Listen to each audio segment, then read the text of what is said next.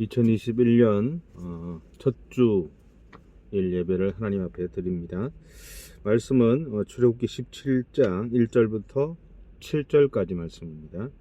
출애굽기 17장 1절부터 7절까지 제가 봉독하겠습니다. 이스라엘 자손의 온 회중이 여호와의 명령대로 신광야에서 떠나 그 노종대로 행하여 르비딤의 장막을 쳤으나 백성이 마실 물이 없는지라 백성이 모세와 다투어 이르되 우리에게 물을 주어 마시게 하라. 모세가 그들에게 이르되 너희가 어찌하여 나와 다투느냐? 너희가 어찌하여 여호와를 시험하느냐? 거기서 백성이 목이 말라 물을 찾으매 그들이 모세에게 대하여 원망하여 이르되 당신이 어찌하여 우리를 애굽에서 인도해 내어서 우리와 우리 자녀와 우리 가축이 목말라 죽게 하느냐? 모세가 여호와께 부르짖어 이르되 내가 이 백성에게 어떻게 하리이까? 그들이 조금 있으면 내게 돌을 던지나이다. 여호와께서 모세에게 이르시되 백성 앞을 지나서 이스라엘 장로들을 데리고 나일강을 치던 네 지팡이를 손에 잡고 가라. 내가 호렙산에 있는 그 반석 위 거기서 내 앞에 서리니 너는 그 반석을 치라. 그것에서 물이 나오리니 백성이 마시리라. 모세가 이스라엘 장로들의 목전에서 그대로 행하니라. 그가 그곳 이름을 마사 또는 무리바라 불렀으니 이는 이스라엘 자손이 다투었음이요 또는 그들이 여호와를 시험하여 이르기를 여호와께서 우리 중에 계신가 안 계신가 하였음이더라. 아멘. 새로운 해를 맞이하면서 2020년 한 해 참 수고하셨습니다. 고생하셨습니다. 새로운 해가 이제 시작되었죠. 이 한 해에 여러분의 인생 가운데 놀라운 하나님의 은혜가 넘치시기를 바랍니다. 말씀을 나누겠습니다. 옛날 사람과 현대 사람의 가장 큰 차이에 대해서 C.S. 루이스라는 신학자는 이렇게 말했습니다. 옛날 사람은 현대인에 비해 훨씬 더 무지했지만 하나님을 향하는 마음에서는 더 깊은 경외감을 가지고 있었습니다. 그들은 하나님 앞에서 언제나 죄스러운 마음으로 살았습니다. 고대인들에게 있어서 신은 심판자였고 인간은 변함없는 피고였습니다. 반면에 현대인은 옛날 사람에 비해 훨씬 더 지혜롭습니다. 그러나 하나님을 향해 원망하는 마음을 가지고 있고 하나님을 피고석에 세웠습니다. 인간이 심판자가 된 것입니다. 이스라엘 백성들은 하나님을 자신들의 삶에서 끊임없이 채워주셔야 할 분으로 생각했습니다. 반면에 자신들이 하나님에게 해야 할 것에 대해서는 별로 관심이 없었죠. 예를 들면 자신들이 하나님을 향해서 철저한 신뢰를 돌리는 것이나 하나님에게 집중하거나 하나님과의 만남을 즐거워하는 것에 대해서는 관심이 그렇게 없었습니다. 그들은 자신들의 필요를 채워주시는 하나님에게만 관심이 있었습니다. 아니 그렇게 보였습니다. 참 이기적이죠. 그런데 오늘 그리스도인으로 살아가는 우리에게도 이런 두 가지의 마음이 있지 않을까요? 이스라엘 백성들이 하나님에게 가지고 있는 마음과 애굽이나 가나안을 비롯해서 고대나 현대 사람들이 소위 우상에게 가지고 있는 마음에 다른 것이 있을까요?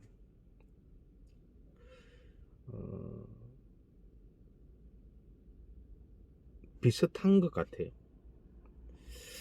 과거부터 지금까지 사람들은 자신들의 필요를 해결해 주는 신들을 찾았고 또 만들어 왔고 또 섬겨 왔습니다. 사람들에게 있어서 이 신과의 관계는 필요에 의한 관계였죠. 하지만 하나님과 우리와의 관계는 조금은 다릅니다. 왜냐하면 그 바탕이 사랑이기 때문이죠.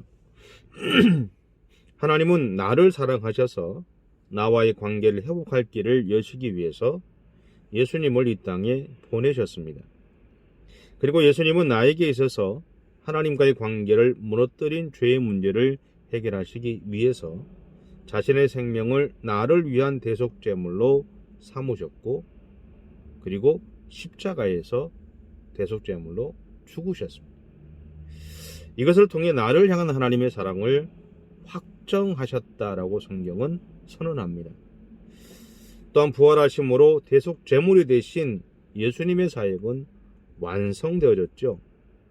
그 결과 오늘 나는 예수님을 믿음으로 하나님과의 관계를 무너뜨렸던 바로 그 죄에서 해방되어졌던 것입니다. 그리고 하나님으로부터 이제 너는 죄 없다라는 선언을 받았고요. 동시에 하나님의 자녀로서의 권세를 회복하게 되었습니다. 또한 하나님을 아버지라고 부를 수 있는 아들의 자리를 회복했던 것이죠. 여러분, 이것이 오늘 내가 받은 구원입니다. 내가 받은 구원의 가치가 이렇게 높다라는 것이죠. 그러게 하나님과 나와의 관계는 사랑의 관계입니다. 이 사랑의 관계선상에서 오늘 본문의 말씀을 나누고자 합니다. 오늘 이스라엘 백성들은 르비딤에 도착하게 됩니다. 르비딤이라는 이 지역은 히브리 말로 평야라는 뜻입니다. 다시 말하면 평야라는 거죠. 평야에 있던 르비딤이라는 장소에 도착했어요. 지금 이곳에는 시나이 반도에서 가장 큰 오아시스가 있습니다. 하지만 모세 당시에는 이스라엘 백성들의 갈증을 해결해 줄 물을 숨기고 있었을 뿐이죠. 또한 현재도 이곳에는 아름다운 강줄기가 하나도 없을 뿐만 아니라 높고 낮은 모래 언덕과 돌산밖에 보이지 않습니다. 하지만 이곳에는 종려나무 숲이 있고요. 이 숲을 무대로 삶을 이어가는 사람들이 있습니다. 그럼에도 불구하고 생명에 필요한 물은 사실은 보이지 않아요. 하지만 조금만 더 주변을 살펴보면 깊게 판 우물을 발견하게 되고요. 그 우물의 깊이에 놀라지 않을 수가 없습니다. 하지만 더 놀라운 것은 그 아래로 물이 흐르고 있다는 것입니다. 그럼에도 불구하고 이스라엘 백성들이 도착했을 당시에는 그곳에 물이 없었습니다. 그 결과 이스라엘 백성들은 하나님을 향해서 자기들을 이 광야로 데리고 와서는 물이 없어 목말라 죽게 만들었다고 원망하기 시작했습니다. 그런데 이 이스라엘 백성들이 이전에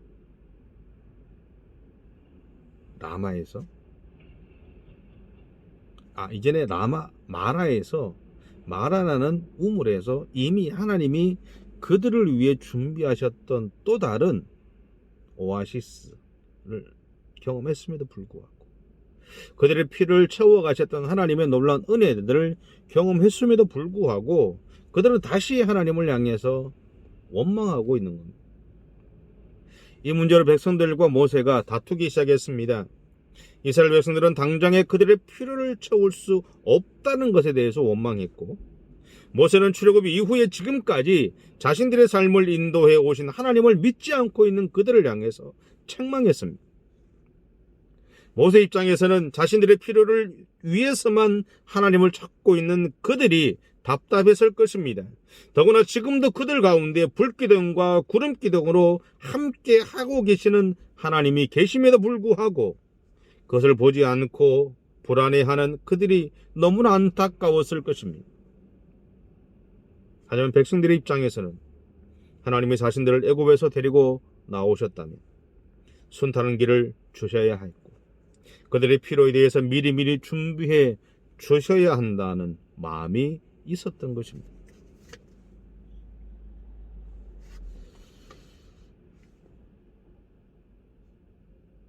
어떻게 보면 그들을 애굽에서 데리고 나오는 것, 아니 그들의 애굽에서 벗어나는 것이 그들의 인생의 가장 큰 소원이었을지 모릅니다.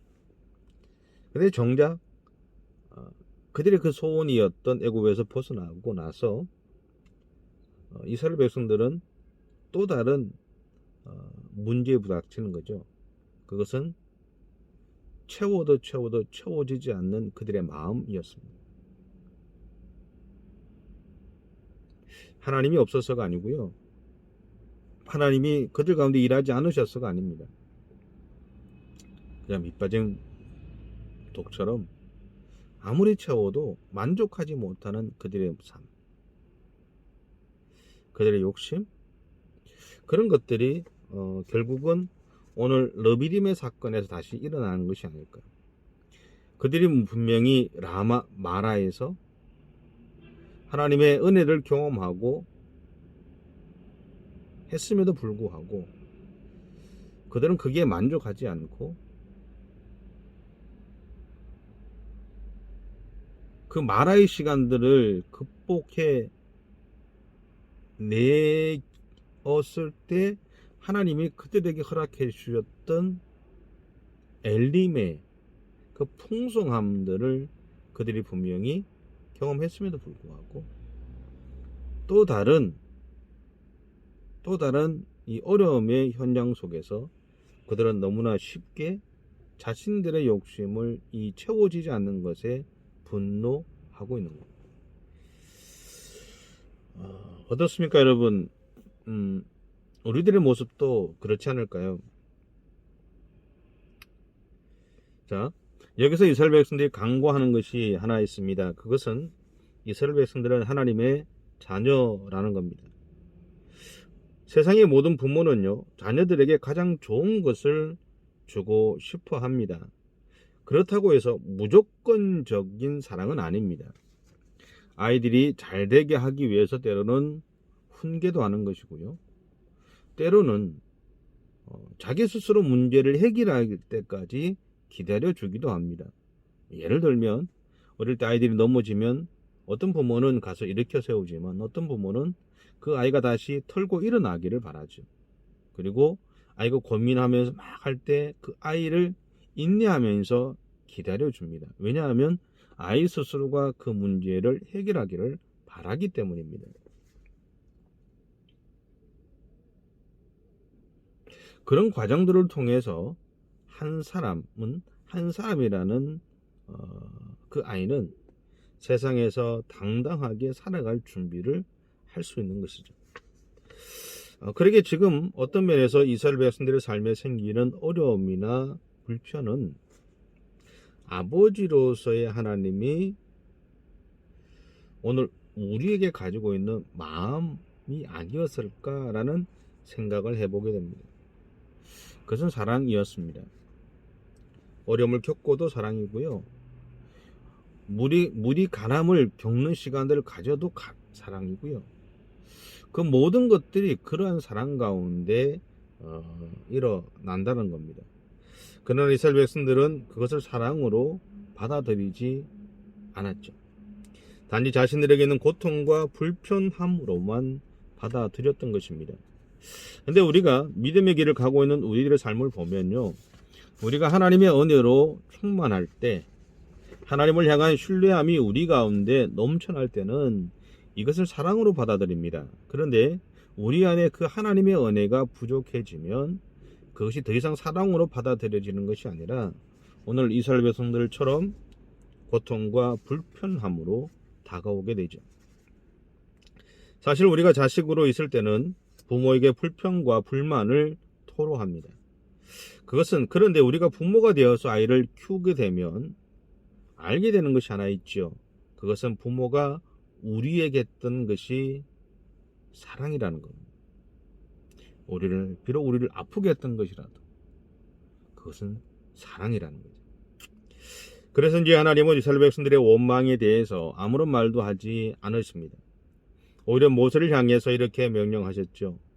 하나님 자신이 서 있을 테니까 지팡이를 잡고 호렙산에 있는 바위를 치라. 여러분, 모세의 순종의 결과로 바위에서 물이 나오게 되었습니다. 그 백성들의 목마름이 해결되었던 것이죠. 여기서 하나님이 이스라엘 백성들의 원망에 대해서 말하지 않았던 이유 중에 하나는 그들을 사랑하시기 때문이었습니다. 여러분, 사랑에는 이유가 없습니다. 또한 하나님이 그들의 필요를 채워주신 이유 중에는 그 다음에 있을 아말렉과의 싸움을 준비시키기 위한 목적도 있었습니다. 그 싸움을 위해서 하나님은 첫째, 이스라엘 백성들의 육신적인 필요를 채우셨죠. 그들이 육신적으로 강건해야 전쟁을 수행할 수 있기 때문입니다. 사무엘상 18장에서 보면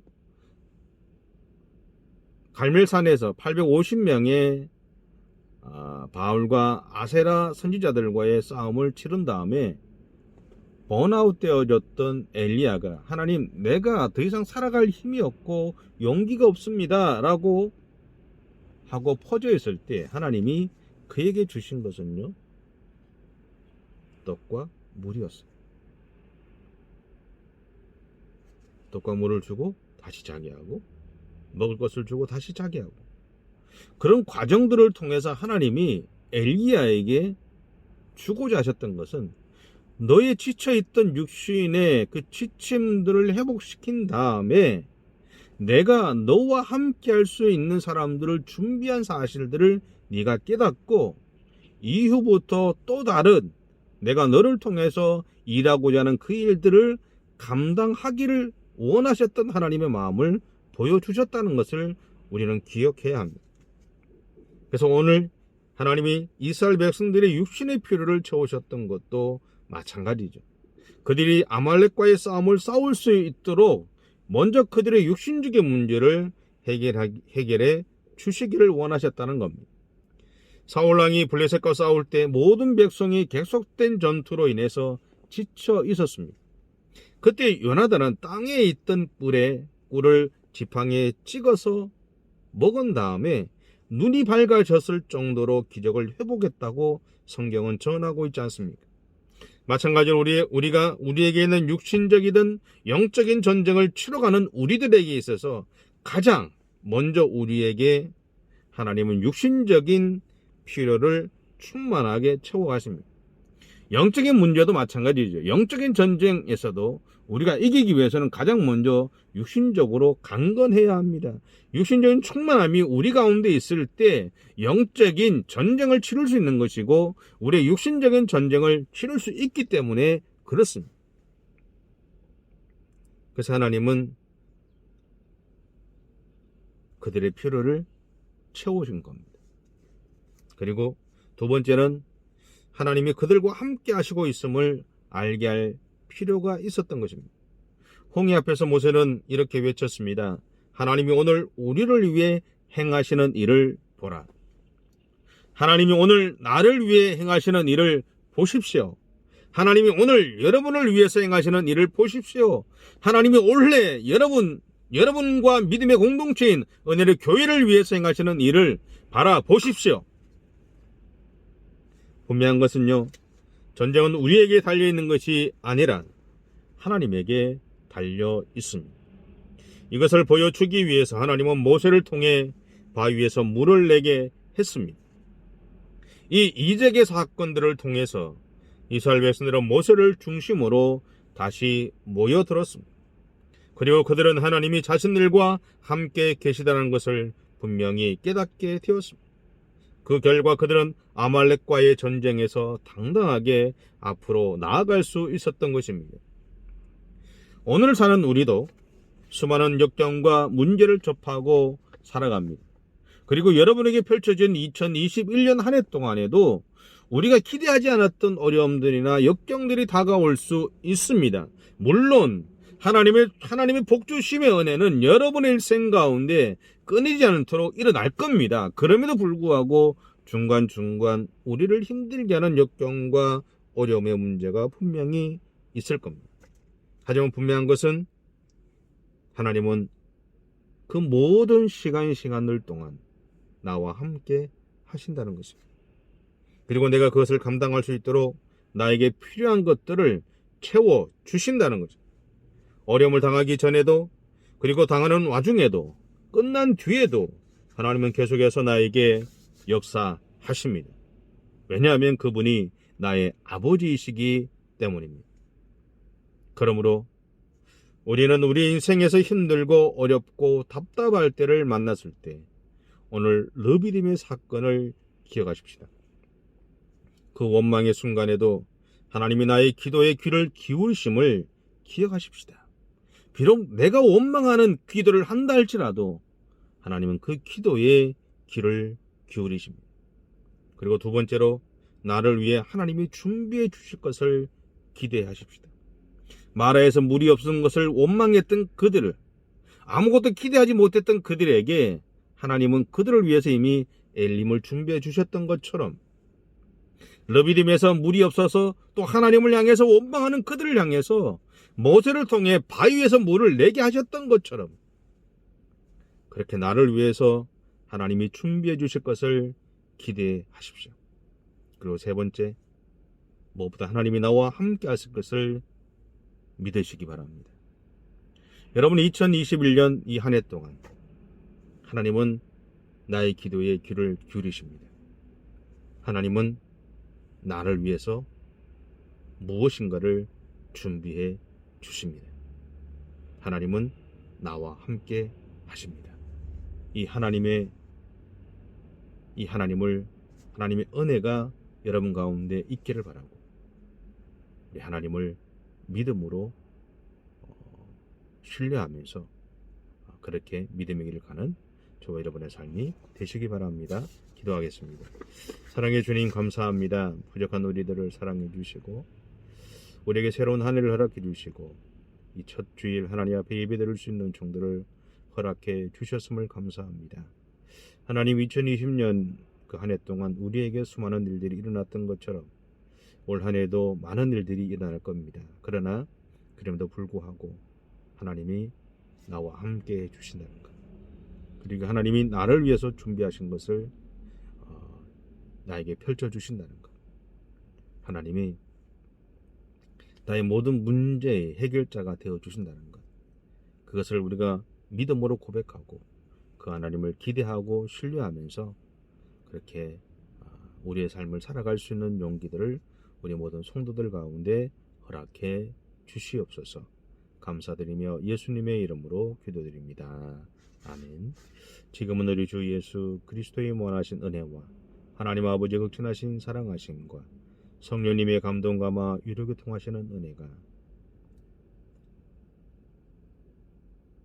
물이 없어 절망하고 원망했던 그들이지만 그들을 위해서 바위에서 물을 준비해 주셨던 그 하나님, 오늘 나의 인생 가운데도 그렇게 일해 주실 그 하나님을 믿음으로 신뢰하며 변함없이 하나님을 의지하는 믿음의 삶을 살아가기로 작정하는 우리 모든 성도들과 가정과 생업 가운데 지금부터 영원까지 함께 하시기를 간절히 축원하옵나이다.